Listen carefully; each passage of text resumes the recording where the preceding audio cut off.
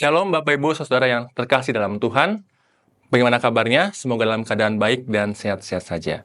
Kembali kita berjumpa di Unai TV dalam membahas pelajaran Sekolah Sabat.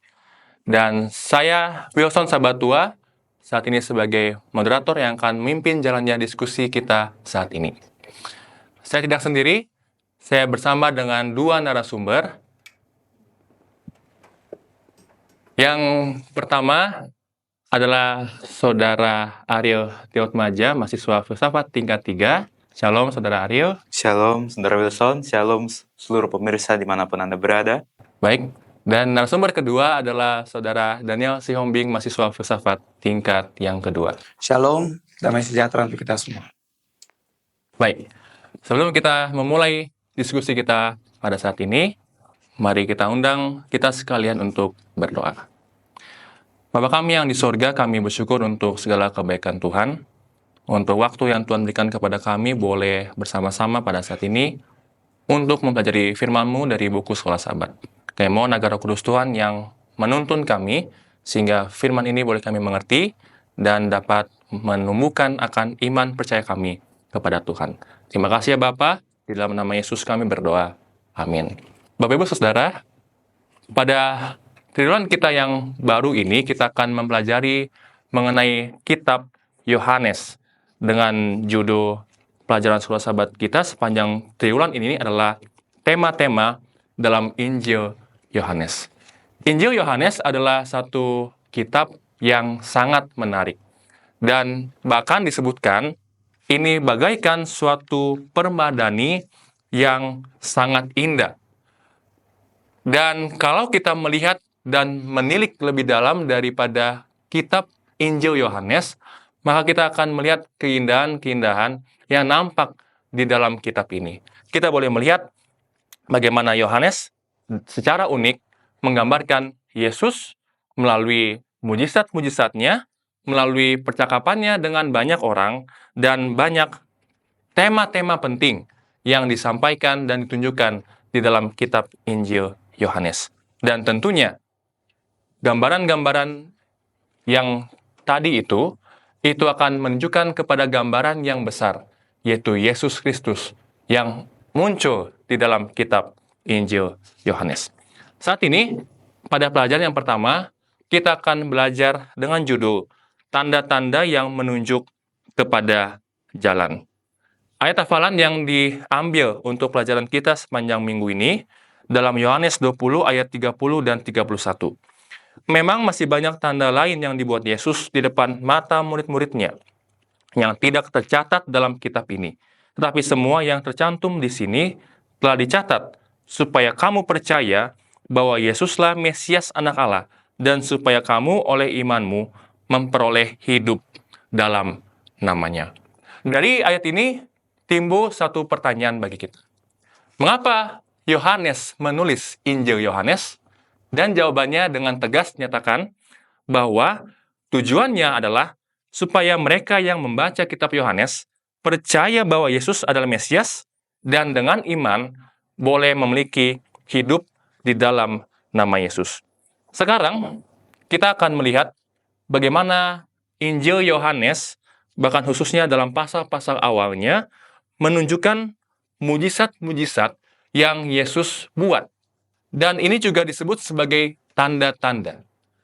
Mengapa disebut sebagai tanda-tanda? Oleh karena mujizat yang Yesus buat itu menjadi suatu arah yang mengarah kepada satu kebenaran bahwa Yesus adalah Mesias. Saat ini kita akan mendalami pelajaran kita dari hari ke hari dan kita akan melihat terlebih dahulu pada hari Minggu dengan judul Pernikahan di Kana. Saya akan bertanya kepada Saudara Daniel, pelajaran hari Minggu menjelaskan peristiwa bagaimana Yesus berada di Kana. Apakah yang Yesus lakukan di sana dan apakah pelajaran yang dapat kita ambil sehubungan dengan mujizat yang Yesus lakukan? Baik, terima kasih untuk kesempatan yang diberikan oleh Saudara Wilson. Ya, kalau kita melihat Injil Yohanes, sebenarnya Injil Yohanes ini unik.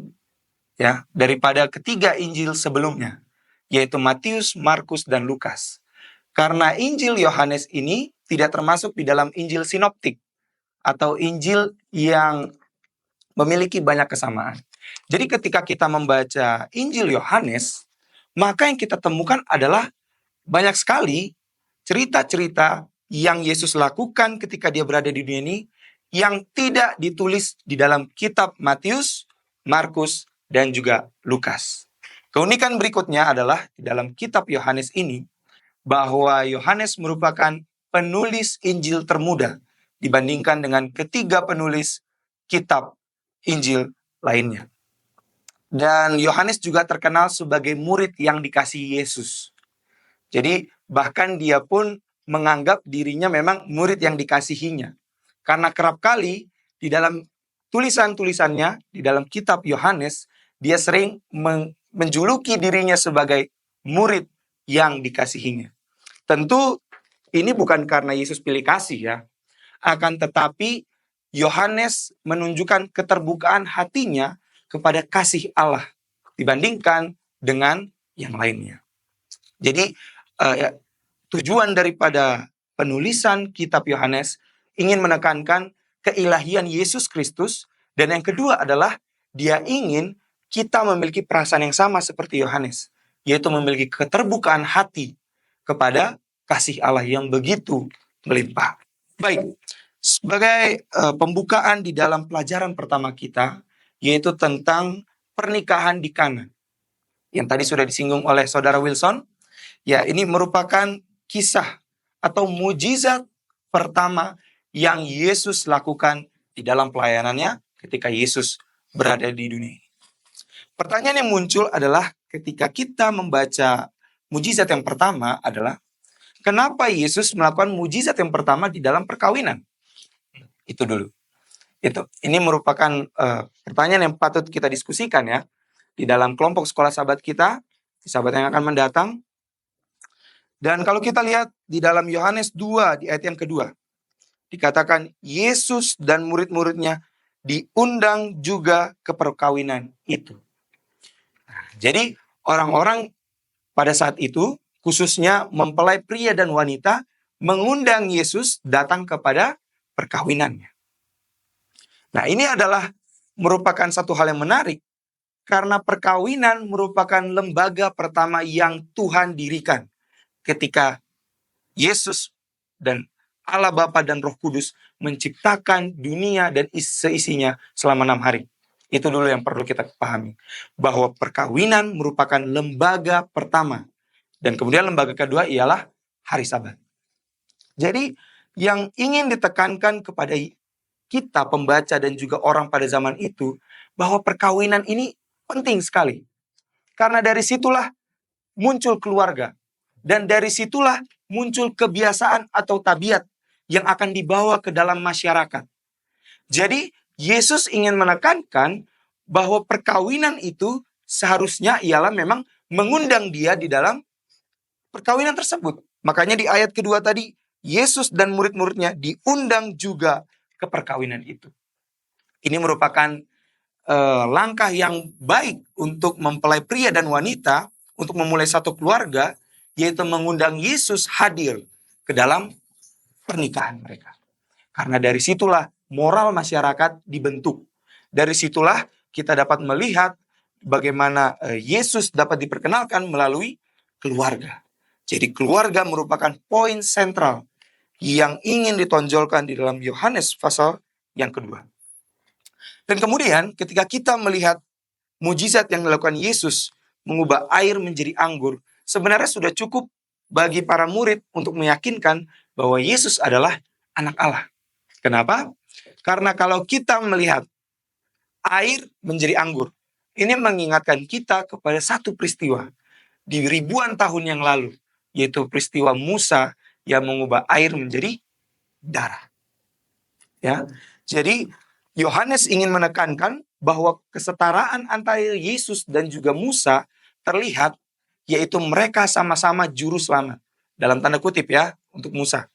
Karena Musa menjadi juru selamat bagi bangsa Israel yang tertawan di tanah Mesir, dan dibawa ke Kanaan.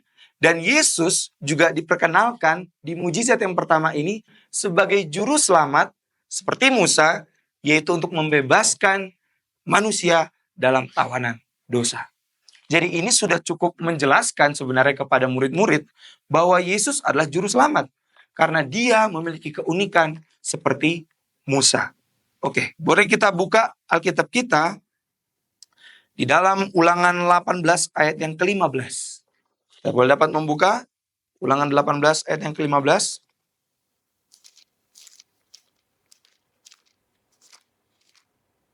Ulangan 18 ayat yang ke-15. Beginilah firman Tuhan. Seorang nabi dari tengah-tengahmu, dari antara saudara-saudaramu, sama seperti aku, akan dibangkitkan bagimu oleh Tuhan Allahmu. Dialah yang harus kamu dengarkan. Rupanya, Yesus itu sudah dinubuatkan bahkan di zaman Musa.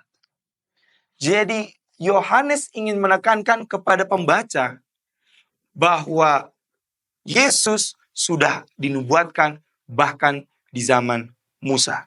Dan Yesus memiliki kesamaan yang luar biasa dengan Musa, yaitu sebagai pembebas.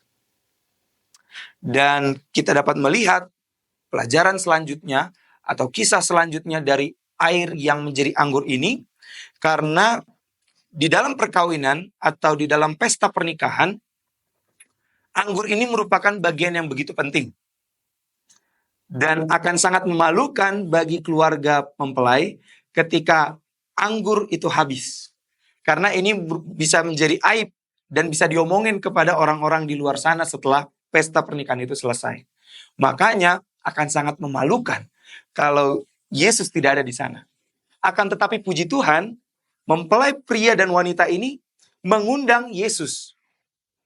Nah, jadi ketika Yesus diundang di dalam kehidupan kita, maka hal-hal yang kita butuhkan dalam kehidupan kita juga dapat dipenuhi. Sama seperti mempelai pria dan wanita ini. Kebutuhan mereka yang paling penting di saat itu ialah kebutuhan akan anggur. Dan Yesus menyediakannya. Kenapa? Oleh karena Yesus diundang ke dalam pernikahan itu. Nah, jadi inilah hal yang penting yang dapat kita tarik pelajaran, bahwa ketika kita mengundang Yesus hadir di dalam hidup kita, maka apa yang kita perlukan dan kita butuhkan, maka Yesus akan menyediakan. Baik, terima kasih Daniel. Jadi bahkan dalam mujizat pertama yang Yesus buat, sudah jelas menunjukkan bahwa dia adalah seorang juru selamat. Ya. Dan pelajaran bagi kita bahwa ketika kita mau untuk mengundang Yesus dalam hidup kita, dalam kehidupan pernikahan, keluarga, maka Yesus pasti akan menyediakan apa yang kita butuhkan. Terima kasih Daniel untuk penjelasan di hari Minggu. Kita akan melihat kepada satu mujizat selanjutnya yang Yesus buat, yaitu ketika dia menyembuhkan anak pegawai istana. Dalam pelajaran hari Senin dengan judul tanda kedua di Galilea. Saudara Ariel, apa yang Yesus ajarkan dalam tanda yang kedua yang dia buat di Galilea, dan pelajaran apa yang dapat kita ambil sehubungan dengan iman? Silakan. Baik, terima kasih Saudara Wilson. Tanda yang kedua ini terjadi di tempat yang sama, di kota yang sama, yaitu di Kana. Pada saat Yesus selesai melakukan mujizat yang pertama, dia pergi lagi ke beberapa kota, ada ke Kapernaum dan juga ke Yudea. Dan pada saat Yesus setelah dari Yudea, balik lagi dia ke Kana. Nah, jadi peristiwa ini terjadi di kota yang sama. Dan peristiwa ini kemungkinan hanya berselang beberapa hari dari peristiwa yang pertama atau mujizat yang pertama.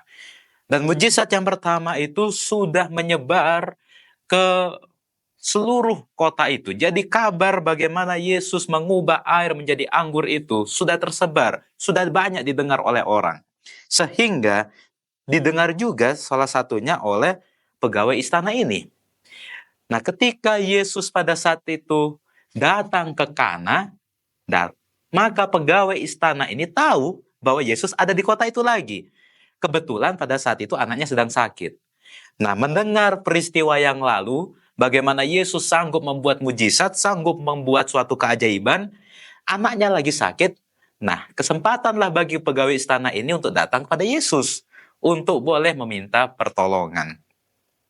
Tetapi ada hal yang unik yang terjadi ketika pegawai istana ini datang kepada Yesus, yaitu di ayat yang ke-48 dari Yohanes pasal yang keempat, mengatakan, kata Yesus kepadanya, jika kamu tidak melihat tanda dan mujizat, kamu tidak percaya.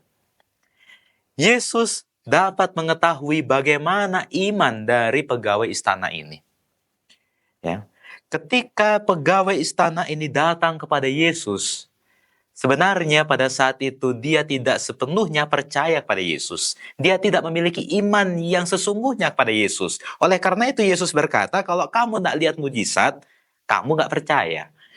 Nah, pegawai istana ini menjadikan kesembuhan anaknya itu sebagai kriteria supaya dia boleh percaya kepada Yesus. Nah, ini pelajaran yang penting. Seringkali ini juga terjadi di kehidupan kita sebagai orang-orang Advent khususnya. Kita sudah lihat Yesus, kita sudah mengenal Yesus, tapi kita tidak percaya kepada Yesus. Kalau tidak ada mujizat, tidak percaya. Kalau ada mujizat, baru percaya. Ini yang menjadi bahaya. Jangan sampai kepercayaan kita kepada Yesus itu didasarkan atas suatu hal.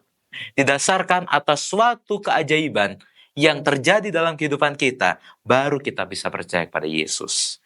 Dan lebih lanjut Yesus mengatakan bahwa yang lebih dibutuhkan itu, yang lebih parah itu adalah penyakit rohani daripada penyakit jasmani yang diderita oleh anak dari pegawai istana ini. Di sini tidak dijelaskan apa sebenarnya penyakit rohani itu, tetapi penulis Sekolah Sahabat kita mengatakan bahwa mungkin pegawai istana ini dia sudah lebih tahu apa penyakit rohani yang ada dalam dirinya. Sehingga Yesus mengatakan bahwa penyakit rohaninya itu lebih parah daripada penyakit yang mengancam nyawa daripada anak itu. Mendengar akan ucapan itu, tentu saja pegawai istana ini akhirnya dia syok. Dia tiba-tiba menyadari bahwa rohaninya itu sangat kurang kepada Yesus. Nah, itulah bagaimana dia bisa tahu, karena dia tidak percaya pada Yesus. Nah, di sini juga dikatakan bahwa mujizat itu tidaklah menjadi bukti bahwa Yesus adalah Mesias. Kalau tadi di pelajaran Sekolah Sahabat sebelumnya mengatakan bahwa mujizat itu adalah tanda Yesus adalah Mesias. Tetapi kenapa di sini dituliskan mujizat itu bukanlah tanda Yesus adalah Mesias? Nah, Bapak Ibu Saudara-saudari yang terkasih, ketika kita melihat kata mujizat, maka pikiran kita, perhatian kita, janganlah terfokus atas apa yang terjadi.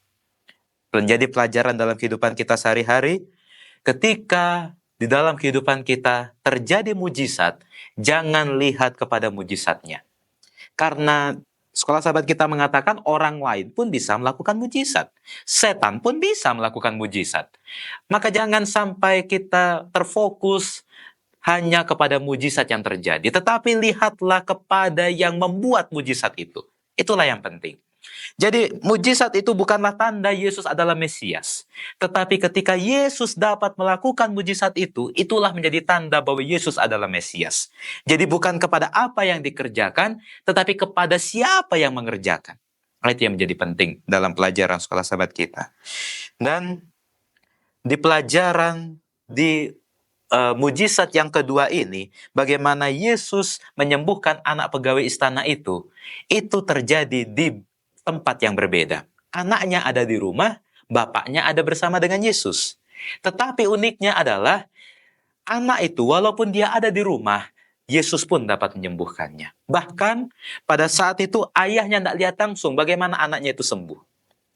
Nah, itu adalah puncak bagaimana pegawai istana ini akhirnya dia menjadi percaya kepada Yesus. Di sini dikatakan bahwa ketika pegawai istana ini akhirnya menyadari bahwa dia harus menyerahkan dirinya kepada belas kasihan Yesus, maka disitulah akhirnya dia percaya kepada Yesus.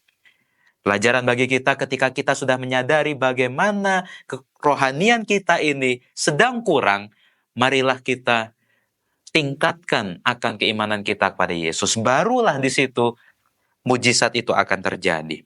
Dan Yesus akhirnya berkata, pergilah, anakmu hidup. Nah, kata hidup di sini, ini dalam bahasa Yunani mengartikan bentuk sekarang yang akan datang. Artinya apa?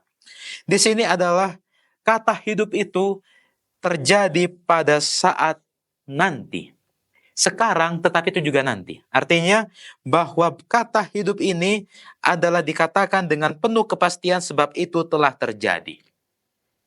Jadi, pada saat itu ketika Yesus mengatakan anakmu telah hidup, walaupun dia ada di rumah, tetapi kuasa Yesus tidak terbatas oleh ruang dan waktu. Dan pada saat itu ketika Yesus selesai mengatakan anakmu hidup, orang ini, bapak ini tidak langsung pulang melihat anaknya. Dia tetap ada di situ. Keesokan harinya barulah dia pulang ke rumahnya dan mendapati bahwa anaknya sudah hidup, anaknya sudah sembuh. Ditanya kapan? Tepat pada saat Yesus berkata anakmu hidup. Nah, Bapak Ibu Saudara-saudari, yang menjadi pelajaran bagi kita saat ini adalah mujizat boleh terjadi dalam kehidupan kita. Tetapi jangan sampai mujizat itu yang menjadi dasar kepercayaan kita kepada Yesus. Iman itulah yang harus menjadi dasar kepercayaan kita. Jangan sampai kita menjadi seperti pegawai istana ini. Ada mujizat baru percaya, tidak ada mujizat tidak percaya. Walaupun dia sudah tahu mujizat sebelumnya, air berubah menjadi anggur, tetapi dia tidak percaya, dia tidak beriman kepada Yesus.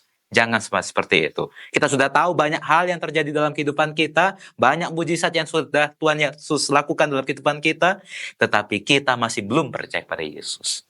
Baik kecil, baik besar, baik sering, meskipun jarang, apapun yang Yesus lakukan dalam kehidupan kita, itulah yang harus menjadi kepercayaan kita pada Yesus. Iman harus selalu kita miliki di dalam kehidupan kita. Demikian. Baik, semakin menarik pelajaran kita. Benar bahwa mujizat menunjukkan kuasa daripada Tuhan, tapi jangan sampai kita hanya percaya kepada Tuhan kalau mujizat itu ada.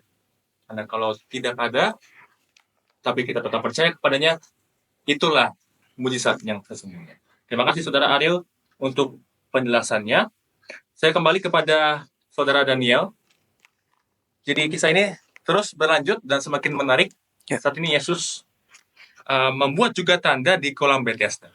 Nah, kisah ini menarik ya, karena ketika Yesus berada di kolam Bethesda, dia lihat ada seorang yang lumpuh, tapi kemudian dia tanya orang lumpuh ini, maukah engkau sembuh? Boleh jelaskan kira-kira Daniel, apakah yang Yesus maksudkan dalam pertanyaannya? Baik, terima kasih Saudara Wilson. Ya, kita masuk ke pelajaran di mana Yesus datang ke Yerusalem. Dan menariknya adalah kisah ini berlanjut setelah Yesus menyembuhkan anak pegawai istana. Karena di ayat yang pertama dalam Yohanes pasal 5 dikatakan bahwa sesudah itu ada hari raya orang Yahudi dan Yesus berangkat ke Yerusalem. Sesudah itu. Apa itu? Itu adalah ketika Yesus selesai menyembuhkan anak pegawai istana. Jadi bertepatan setelah itu ada hari raya orang Yahudi.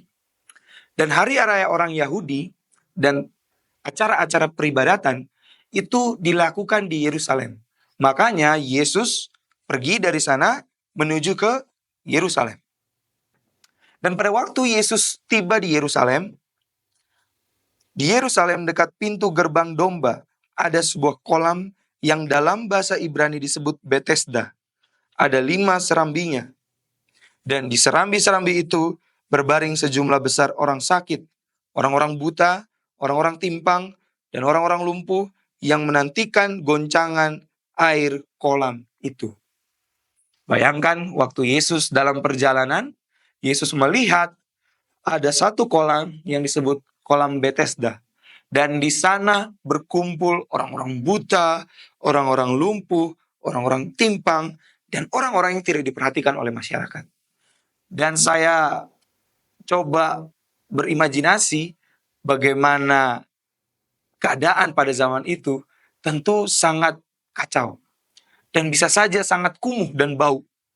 Karena bayangkan orang-orang di sana hanya menunggu guncangan air yang ada di kolam itu. Nah, kenapa orang-orang menunggu?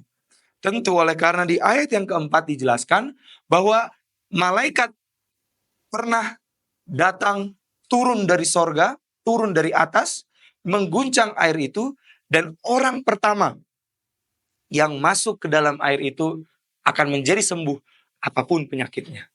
Nah, maka dari itu orang-orang berlomba-lomba untuk berada di dekat kolam supaya mereka dapat masuk ke dalam kolam itu. Dan saya coba berpikir ya, gimana ceritanya orang buta bisa masuk ke dalam kolam? Karena ya mereka nggak bisa lihat. Atau mereka mungkin menggunakan tongkat untuk mengetahui area kolam itu di mana. Dan yang kedua adalah orang lumpuh. Orang lumpuh tentu kakinya tidak bisa dia gerakkan. Bagaimana dia bisa masuk ke dalam kolam itu? Nah, ini hal yang menarik yang perlu kita pelajari ya.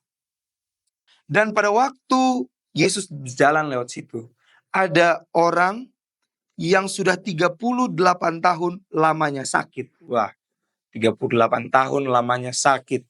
Saya sekarang berusia 19 tahun. Berarti sekitar 2 kalinya dia sakit.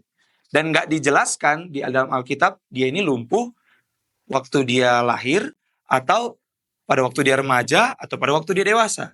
Bisa saja, mungkin dia pernah mengalami keutuhan kaki, atau keutuhan fungsi kakinya. Dan kemudian dia cacat atau lumpuh. Tidak dijelaskan. Dan ini berlangsung selama 38 tahun. Jadi bisa saja orang ini sudah tua. Jadi usianya bukan 38 tahun. Dia sakitnya 38 tahun. Itulah yang dijelaskan di dalam Alkitab. Dan di ayat ke-6, ketika Yesus melihat orang itu berbaring di situ. Dan karena ia tahu bahwa ia telah lama dalam keadaan itu, berkatalah ia kepadanya, maukah engkau sembuh? Ini pertanyaan yang lucu sebenarnya yang dilontarkan Yesus kepada orang yang 38 tahun sakit. Mau sembuh nggak? Ini kan kalau kita zaman ini seperti ngejek ya. Udah tahu lumpuh, pincang, nggak bisa jalan, ditanya lagi mau sembuh atau enggak. Tapi jawaban orang ini luar biasa. Dia bilang, Tuhan, tidak ada orang yang menurunkan aku ke dalam kolam itu apabila airnya mulai goncang. Dan sementara aku menuju ke kolam itu, orang lain sudah turun mendahului aku. Wah, dia selalu gagal untuk mendapatkan guncangan air itu. Karena orang-orang udah mendahului dia terus. Dan dikatakan bahwa tidak ada orang yang menurunkan aku ke dalam kolam itu. Tidak ada orang yang menurunkan aku ke dalam kolam itu. Oke, ada beberapa kemungkinan. Berarti orang lumpuh yang sembuh oleh karena guncangan air itu mungkin saja punya sahabat atau keluarga atau saudara dekat. Sehingga ada orang lumpuh yang dapat sembuh karena diangkat oleh orang-orang terdekatnya. Tetapi menariknya di sini adalah orang yang sudah sakit 38 tahun ini tidak memiliki sahabat. Karena dikatakan bahwa tidak ada orang yang menurunkan aku. Jadi bisa saja orang-orang di sana memiliki sahabatnya masing-masing untuk membantu ketika malaikat turun. Tapi kasihannya orang ini yang 38 tahun sakit ini tidak memiliki siapa-siapa untuk diharapkan. Dan pelajaran yang menarik yang kita lihat adalah bahwa Yesus menawarkan kesembuhan duluan. Ya, kalau pelajaran sebelumnya yang sudah dijelaskan oleh saudara Ariel, yang Yesus ingin lihat adalah iman dulu, baru kamu sembuh. Tapi di sini Yesus menawarkan kesembuhan dulu, baru di situ ada follow up, yaitu iman. Nah, pelajaran yang menarik di sini adalah kenapa hal ini terjadi? Oleh karena yang pertama, orang atau pegawai istana yang tadi di pelajaran kita sebelumnya sudah pernah dengar Yesus itu siapa. Jadi sudah pernah dengar Yesus itu siapa, maka yang dibutuhkan sekarang adalah iman kepada Yesus. Berbeda dengan orang ini. Orang ini tidak pernah kenal Yesus itu siapa. Makanya di dalam ayat yang ke-7, orang ini bilang, Tuhan, tidak ada orang yang menurunkan aku ke dalam kolam ini. Waktu Yesus tawarkan kesembuhan. Harusnya kalau orang ini betul-betul tahu Yesus itu siapa, ketika Yesus menawarkan kesembuhan, dia harusnya langsung bilang, ya aku mau. Tapi di sini dia bilang, gak ada yang pernah nurunin aku. Itu berarti dia tidak tahu mujizat yang Yesus lakukan di Kana dan yang Yesus lakukan kepada pegawai istana. Maka dari itu adalah wajar ketika Yesus melakukan mujizat kepada orang ini untuk menunjukkan bahwa dia adalah Mesias. Dalam konteks ini ya. Kalau dalam konteks yang tadi, orang itu sudah tahu Yesus itu dapat melakukan mujizat. Maka dari itu yang Yesus tekankan, yang Yesus inginkan dari orang itu adalah iman. Tapi berbeda dengan orang ini tidak pernah mengenal Yesus itu siapa. Maka dari itu Yesus menawarkan kesembuhan. Yang luar biasanya adalah di ayat ke-8 Yesus bilang, bangunlah, angkatlah tilammu dan berjalanlah.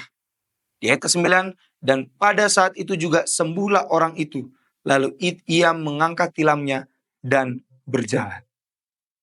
Jadi ketika Yesus mengatakan bangunlah dan berjalan, orang ini langsung menurut. Kita dapat melihat ya, iman yang luar biasa. Iman yang lebih besar daripada pegawai istana tadi. Pegawai istana tadi udah pernah dengar mujizat yang Yesus lakukan. Orang ini gak pernah dengar. Tapi dia percaya. Dan adalah mungkin untuk orang ini sebenarnya bisa aja gak percaya kepada Yesus. Karena tentu dia sudah menunggu pemulihan selama 38 tahun di kolam itu. Di dalam kesendiriannya, di dalam kesedihannya, dia menunggu mujizat terjadi.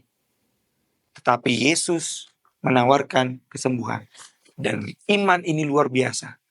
Karena yang pertama adalah orang-orang di sana pada waktu sakit hanya mengharapkan malaikat turun dari atas untuk mengguncangkan air di dalam kolam Bethesda. Jadi adalah mungkin bagi orang ini untuk tidak percaya kepada Yesus. Karena orang ini tentunya percaya sekali bahwa satu-satunya kesembuhan hanya berasal dari kolam itu. Akan tetapi kita dapat melihat iman yang luar biasa. Iman yang sederhana. Iman seperti anak kecil. Percaya saja. Dan kesembuhan menjadi bagian daripadanya. Jadi mujizat yang ketiga di dalam pelajaran kita terjadi di kolam Bethesda. Itu pelajaran yang dapat kita tarik. Baik, terima kasih. Semakin menarik bahwa rupanya Yesus juga datang kepada orang-orang yang belum mengenal dia, dan kepada orang-orang yang belum mengenal dia sekalipun, rupanya didapati ada iman yang besar. Ya, saudara-saudara, kita perlu untuk memiliki iman yang besar kepada Yesus. Sekarang, rupanya kisah ini berlanjut juga dalam peristiwa yang sama. Ada sekelompok orang yang timbul yang dinyatakan dalam pelajaran kita, yaitu ada pemimpin-pemimpin agama. Nah, saudara Ariel, apa yang kita dapati, sifat apa yang kita lihat dari pemimpin-pemimpin agama yang rupanya seorang yang rohani, tetapi mereka keras menolak kepada Yesus? Silakan. Baik, Saudara Wilson, terima kasih. Ini adalah kesinambungan dari pelajaran di hari Selasa. Dan ini pelajaran yang unik. Karena fokusnya di sini siapa? Pemimpin-pemimpin agama. Pemimpin-pemimpin agama, orang-orang yang tiap hari kerjaannya belajar Alkitab. Ya, bukan orang-orang yang tidak tahu Yesus, bukan orang-orang yang tidak tahu akan Mesias, bukan orang-orang yang tidak tahu akan Allah. Orang-orang yang paham akan kebenaran. Tetapi justru ini yang menolak Yesus. Nah, pada saat tadi Yesus selesai menyembuhkan atau selesai berkata, angkatlah tilammu dan berjalanlah. Nah, kemungkinan kan orang itu masih siap-siap ya, beres-beres tilamnya dan lain sebagainya. Nah, pada saat itu Yesus hilang. Udah pergi meninggalkan orang ini. Jadi, pada saat pemimpin-pemimpin agama ini melihat bahwa orang ini akhirnya dia mengangkat tilamnya dan berjalan, akhirnya ditanya, kok kamu berjalan hari Sabat? Nah, ini pelajaran yang lainnya, tetapi saya mau singgung sedikit bahwa bagi orang-orang Yahudi sangat banyak larangannya. Termasuk mengangkat tilam itu adalah salah satu larangannya. Jadi ketika mereka melihat orang lumpuh ini mengangkat tilamnya dan berjalan, nah ini sudah melanggar hari Sabat. Pelanggaran yang pertama. Nanti kita temukan pelanggaran yang lainnya di pelajaran selanjutnya. Tetapi pada saat orang Yahudi ini, pemimpin-pemimpin agama ini melihat orang lumpuh ini mengangkat tilamnya dan berjalan, ditanya, kenapa kamu mengangkat tilammu dan berjalan? Kemudian orang ini akhirnya dia berkata bahwa aku telah disembuhkan. Tetapi pada saat orang-orang pemimpin agama ini bertanya siapa yang menyembuhkan, tidak tahu dia. Karena sudah hilang. Tidak bisa ditunjuk, oh ini orangnya. Tidak bisa, karena tidak ada orangnya. Nah, tetapi di waktu yang berikutnya, akhirnya mereka bertemu lagi lah di bait Allah. Baru di situ akhirnya Yesus menyatakan bahwa ini aku yang menyembuhkan. Ketemu lagi mereka, ingat lagi, oh iya, ini akhirnya menyembuhkan saya. Nah, pada saat itu ketika Yesus sudah menyatakan dirinya dan akhirnya orang lumpuh ini, dia juga sudah mengetahui siapa yang menyembuhkan, tentu orang yang sudah lama sakit akhirnya sembuh sangat senang. Apalagi ini sakitnya tadi 38 tahun. Saya aja umurnya tidak sampai 38 tahun, ya, masih 20 tahun. Jadi 38 tahun ini waktu yang sangat lama. Dan ketika dia sudah sembuh, sangat senang dia. Dan tentu orang yang senang, kecenderungan dia untuk membagikan kesenangannya itu dengan cara bercerita pada orang. Ini aku telah disembuhkan, siapa yang nyembuhin? Oh ini. Nah, akhirnya ketika pemimpin agama ini mengetahui bahwa Yesus yang menyembuhkan, maka mulailah pemimpin agama ini mencari-cari kesalahan Yesus. Sudah pada dasarnya pemimpin agama ini benci kepada Yesus, tidak senang dengan Yesus. Dicari-cari lagi kesalahannya, momennya pas karena Yesus menyembuhkan pada hari Sabat. Nah, apa poin yang bisa kita dapat pada saat ini? Pemimpin-pemimpin agama merupakan orang-orang yang paham akan kebenaran. Orang yang kenal dengan Allah. Tetapi pada saat itu kepercayaan mereka salah terhadap Mesias. Pemahaman mereka, konsep mereka terhadap Mesias itu salah. Pemahaman kita dengan Allah, tentang Allah, kalau sudah salah, repot. Sama seperti pemimpin agama ini. Karena kesalahpahaman tentang Mesias, akhirnya itulah yang membuat mereka mencoba mencari-cari kesalahan Yesus. Bukannya mereka ini bersyukur dengan kesembuhan orang ini, tetapi itu adalah alat untuk mereka mencari-cari kesalahan Yesus. Nah, pelajaran bagi kita, hati-hati. Ketika kita mempelajari akan kebenaran, jangan sampai konsep kita akan kebenaran ini salah. Jangan sampai pemahaman kita akan kebenaran ini salah. Sehingga pemikiran kita, pemahaman kita akan kebenaran, itu akan membuat kita menjadi keras. Baik keras pikiran maupun keras hati. Sama seperti pemimpin agama ini. Karena konsepnya salah terhadap Mesias, maka itulah yang membuat hatinya keras. Walaupun dia sudah tahu banyak mujizat yang dilakukan oleh Yesus, tetapi hati mereka tetap keras. Mereka masih tidak mau percaya bahwa Yesus itu adalah Mesias. Dan mereka masih tetap mencari-cari kesalahan Yesus. Kembali, ketika kita mempelajari Alkitab, minta tuntunan Roh Kudus. Minta pemahaman yang benar dari Allah. Agar pemikiran kita, pemahaman kita akan kebenaran itu tidak salah. Sekali lagi, kalau konsep kita, pemahaman kita sudah salah akan kebenaran, repot semuanya. Ya, itulah yang akhirnya membuat mereka menolak akan kebenaran walaupun mereka tahu akan kebenaran. Ya, jadi, marilah kita mempelajari kebenaran ini dengan pemahaman yang benar, dengan tuntunan Roh Kudus. Jangan menggunakan akal pikiran kita sendiri. Agar pemahaman kita akan kebenaran bisa benar dan hati kita tidak keras untuk boleh menerima kebenaran. Demikian, Saudara Wilson. Terima kasih Saudara Aryo untuk pelajarannya. Kita rupanya ditemplak, Saudara, bahwa jangan sampai kita kelihatan rohani, tapi rupanya memiliki hati yang keras, bukan yang lembut untuk mengerti sesungguhnya mengenai Yesus. Nah, sekarang pemimpin agama salah mengerti mengenai Yesus, dan Yesus tidak membiarkan mereka untuk salah mengerti. Yesus mencoba untuk menyatakan dirinya yang sebenarnya. Silakan Saudara Daniel untuk menjelaskan apa yang Yesus nyatakan mengenai dirinya. Baik, ini masih di dalam kisah penyembuhan pada hari Sabat di kolam Bethesda. Dan Yohanes pasal 5 mencatat bahwa penyembuhan yang Yesus lakukan tepat jatuh pada hari Sabat. Dan ketika itu, ini merupakan menjadi suatu senjata bagi pemimpin-pemimpin agama pada saat itu untuk menyerang Yesus. Karena di dalam peraturan orang Yahudi, seperti yang dijelaskan oleh saudara Ariel, di dalam hari Sabat, menguduskan hari Sabat ada banyak sekali aturannya. Khususnya adalah menyembuhkan orang di hari Sabat. Sebenarnya di dalam peraturan mereka, menyembuhkan orang pada hari Sabat itu diperbolehkan kalau dalam keadaan yang sangat mendesak. Akan tetapi, Yesus menyembuhkan orang yang sudah sakit selama 38 tahun. Tentu ini bukan sebuah penyakit yang mendesak. Karena ini udah 38 tahun. Ya udahlah, biarin aja seumur hidup. Itulah yang ada di dalam benak pemuka-pemuka agama di zaman itu. Namun Yesus menyembuhkan orang ini bukan karena dia ingin menunjukkan kehebatannya, akan tetapi karena memang perbuatan baik itu diperbolehkan pada hari Sabat. Dan yang Yesus ingin tekankan di Yohanes pasal 5 yang ke-16 ayat 17 dan 18, di situ ada perkataan orang-orang Yahudi yang berusaha untuk menganiaya Yesus karena ia melakukan hal-hal itu pada hari Sabat. Ayat ke-17, tetapi ia berkata kepada mereka, Bapakku bekerja sampai sekarang, maka aku pun bekerja juga.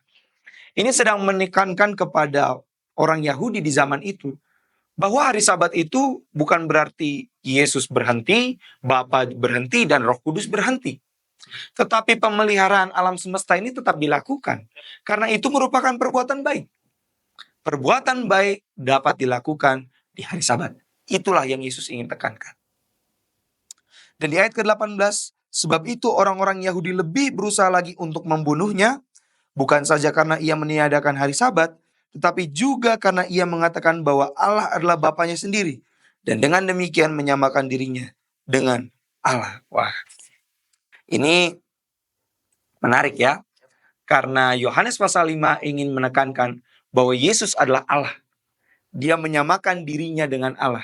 Kenapa? Karena dia sedang berusaha mengubah hukum hari Sabat. Bukan berarti sejak dahulu Yesus itu berubah-ubah ya. Tidak. Yesus ingin menekankan bahwa peraturan orang Yahudi tentang hari Sabat itu ada yang keliru. Ada yang kurang tepat, yaitu penyembuhan pada hari Sabat. Jadi Yesus ingin menekankan bahwa mau penyembuhan itu mendesak atau tidak, mau penyakit itu kronis atau tidak menjadi halangan untuk hari Sabat dilakukan penyembuhan. Itulah yang Yesus ingin tekankan di dalam pasal yang kelima ini. Dan maka dari itu pikiran orang Yahudi ini langsung kemana-mana. Dan mereka ingin berusaha membunuh Yesus. Dan yang menarik di sini adalah kata menyamakan dirinya dengan Allah. Kenapa Yesus dikatakan menyamakan dirinya dengan Allah? Oleh karena dia menginterupsi peraturan hari Sabat kepada orang Yahudi. Dan memang dia adalah Allah. Dan lanjut lagi di ayat ke-19 sampai ayat yang selanjutnya, Yesus lebih menekankan lagi tuduhan orang Yahudi. Jadi orang Yahudi udah nuduh, oh kamu menyamakan diri dengan Allah, ini kurang ajar kamu ini. Kata orang Yahudi. Oh dia tekankan lagi, memang saya setara dengan Allah. Memang saya setara dengan Bapa saya di sorga. Maka dari itu di ayat ke-19, Yesus menjawab mereka. Katanya, aku berkata kepadamu, sesungguhnya anak tidak dapat mengerjakan sesuatu dari dirinya sendiri, jikalau tidak ia melihat Bapa mengerjakannya. Sebab apa yang dikerjakan Bapa, itu jugalah yang dikerjakan oleh anak. Yesus sedang menunjukkan hubungannya yang erat dengan Bapanya di sorga. Dan mungkin ada pertanyaan yang timbul ya. Kenapa Yesus tidak dapat mengerjakan sesuatu dari dirinya sendiri? Apakah Yesus itu ada di bawah Allah? Apakah Yesus itu tidak setara dengan Bapa? Tentu kita harus melihat ayat ini di dalam bingkai misi penyelamatan. Di mana Bapa, Anak, dan Roh Kudus memiliki peranannya masing-masing. Peran Bapa di dalam Yohanes 3 ayat yang ke-16 mengutus anaknya. Peran anak yaitu Yesus adalah melakukan kehendak Bapa, dan peran Roh Kudus nanti Di pasal-pasal selanjutnya dijelaskan untuk melanjutkan pekerjaan Yesus di dunia ini. Jadi sangat make sense kalau Yesus mengatakan anak tidak dapat mengerjakan sesuatu dari dirinya sendiri. Karena dalam konteks keselamatan, dia tunduk kepada perintah Bapanya. Maka dari itu, ini juga menunjukkan bahwa Yesus dan juga Bapa adalah setara. Dan Yesus lanjut menyatakan bahwa dia adalah anak Allah dan Mesias di dalam Yohanes pasal 5 ayat yang 31 sampai ke 35. Dia menyinggung Yohanes Pembaptis yang menyediakan jalan pada waktu ada suara berseru-seru di padang gurun. Ini menjelaskan bahwa Yesus sudah ada di dalam nubuatan. Di dalam kitab nubuatan para nabi perjanjian lama. Yesus sudah ada di dalam nubuatan perjanjian lama, dan kemudian Yesus ingin menyatakan dirinya Mesias melalui mujizat yang Yesus lakukan di dalam Yohanes 5 ayat yang ke-36. Dan kemudian dia ingin menyatakan bahwa dia adalah Mesias juga oleh karena kesaksian daripada Bapa, Yohanes 5 ayat 37 dan 38, dan juga kitab suci Yohanes pasal 5 ayat yang ke-39. Jadi lengkap. Yesus memberikan argumentasi bahwa dia adalah Mesias dan juga Allah. Oleh karena yang pertama, dia merupakan orang yang dituju oleh Yohanes Pembaptis, dan kemudian yang kedua adalah hubungannya dengan Bapa. Yang ketiga adalah mujizat yang dia lakukan, itu menunjukkan bahwa dia Mesias, dan yang keempat adalah dia ada di dalam kitab suci. Kitab perjanjian lama sudah menyebutkan keilahian Yesus atau nubuatan tentang Yesus yang akan datang untuk menjadi juru selamat bagi dunia ini. Jadi sangat jelas bahwa Yesus memiliki alasan-alasan yang lengkap untuk ditujukan kepada pemuka agama yang mengerti Alkitab, yang mengerti kitab suci. Jadi Yesus sebenarnya ingin menyindir juga pemuka agama, kamu ini sudah mempelajari Alkitab, sudah mempelajari perjanjian lama, tulisan Musa dan para nabi dengan luar biasa, tapi kenapa kamu tidak mempercayai saya sebagai Mesias? Itulah yang ingin disinggung oleh Yesus kepada pendengarnya di zaman itu. Dan akhirnya di dalam Yohanes 5 ayat 40 sampai 47, Yesus menghadapkan kepada para pendakwanya dengan penghukuman mereka sendiri. Ya, jadi di sini ceritanya adalah orang-orang ini nggak percaya sama Yesus, mereka lebih percaya sama tulisan-tulisan Musa. Maka dari itu Yesus bilang, Musa sendiri menuliskan tentang aku yang akan datang. Kenapa kamu nggak percaya sama Musa? Kalau kamu percaya sama Musa, maka kamu juga pasti percaya dengan saya. Ya, ini yang Yesus ingin tekankan di dalam kehidupan orang-orang Yahudi, khususnya pemuka agama yang munafik pada zaman itu, yang menganggap bahwa peraturan itu harus lebih tinggi dan lain sebagainya, padahal mereka mengabaikan hal yang paling penting, yaitu kasih dan juga Yesus Kristus. Maka dari itu, pelajaran hari Kamis ini merupakan suatu pelajaran yang penting juga bagi kita, bahwa mungkin saja ada orang-orang di sekitar kita yang pemahaman Alkitabnya oke, baik, seperti pemuka agama ini. Akan tetapi, ajaran yang mereka ajarkan menyimpang daripada Alkitab.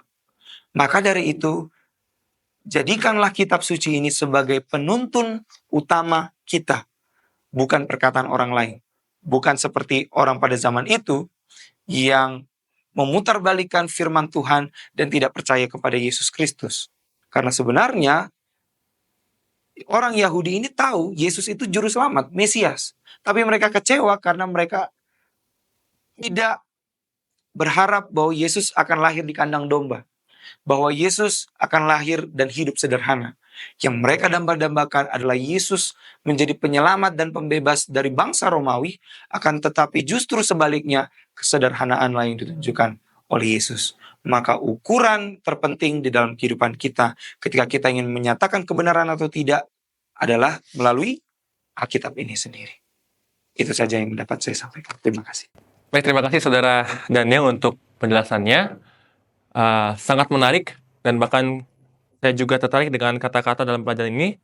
Kita harus berhati-hati agar tidak terjebak dalam kepercayaan kepada Allah walaupun memiliki doktrin yang benar, namun tidak berserah sepenuhnya kepada Kristus. Jadi, kita perlu untuk berserah sepenuhnya kepada Kristus, walaupun kita memiliki pengetahuan yang banyak tentang kebenaran. Tapi, kalau kita tidak sepenuhnya berserah kepada Allah, maka kemungkinan akan timbul bahwa kita akan meninggikan pikiran kita dibandingkan meninggikan firman Tuhan. Baik, saudara, pelajaran yang sangat menarik ini dan tentu panjang akan kita simpulkan, dan saya berikan kepada Ariel untuk memberikan kesimpulan dari pelajaran kita sepanjang minggu ini.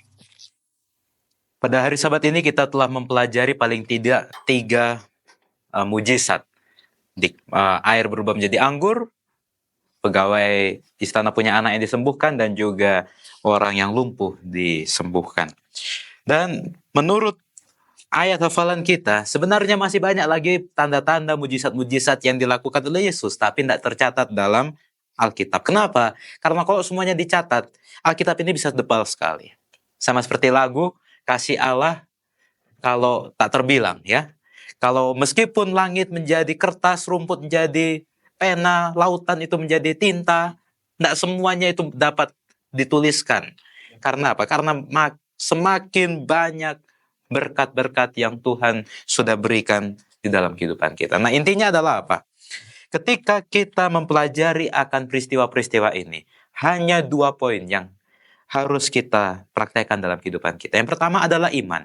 Yang kedua adalah berserah penuh kepada Tuhan.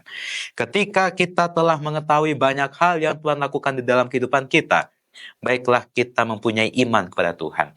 Jangan sampai mujizat-mujizat yang Tuhan sudah lakukan dalam kehidupan kita, itu tidak menambah keimanan kita. Dan poin yang kedua adalah, meskipun kita telah beriman pada Tuhan, tetapi kita tidak berserah kepada Tuhan, itu juga tidak baik. Oleh karena itu, 2 hal ini harus kita praktekkan. Iman dan berserah kepada Tuhan. Dan meskipun kita mengetahui akan kebenaran, tetapi marilah kita juga memahami kebenaran ini dengan pemahaman yang benar, supaya iman kita boleh dikuatkan, dan kita semakin berserah sepenuhnya pada Tuhan. Sehingga ketika kita mempunyai iman di dalam Tuhan, maka kita akan memperoleh hidup yang kekal di dalam Tuhan. Terima kasih. Baik, terima kasih untuk kesimpulan yang telah disampaikan oleh Saudara Ariel. Demikianlah pembahasan pelajaran Sekolah Sabat yang boleh kami sampaikan. Terima kasih para narasumber untuk pemaparannya. Adalah doa dan harapan kita, kami sekalian, bahwa Bapak Ibu Saudara terberkati dengan tayangan ini. Untuk mengakhiri pelajaran kita, mari kita sama-sama berdoa yang akan dipimpin oleh Saudara Daniel. Baik, kita satukan hati kita untuk kita berdoa. Bapa di surga, terima kasih satu kesempatan yang indah bagi kami untuk mendiskusikan firman Tuhan yang tercatat di dalam Injil Yohanes. Mengingatkan kami bagaimana Yesus melakukan mujizat-mujizat ketika Engkau berada di dunia ini. Bantulah kami ya Tuhan, agar pelajaran ini tidak berlalu begitu saja, akan tetapi kami dapat mempraktekannya dalam kehidupan kami. Dan kami memiliki iman yang teguh kepada Yesus Kristus sebagai Mesias yang membebaskan kami dari belenggu dosa. Bantulah kami ya Tuhan, agar kami boleh dapat selalu percaya kepada janji-janji Tuhan, dan kami selalu mengutamakan Yesus Kristus di dalam kehidupan kami sehari-hari. Di dalam nama Yesus kami berdoa dan mengucap syukur. Amin.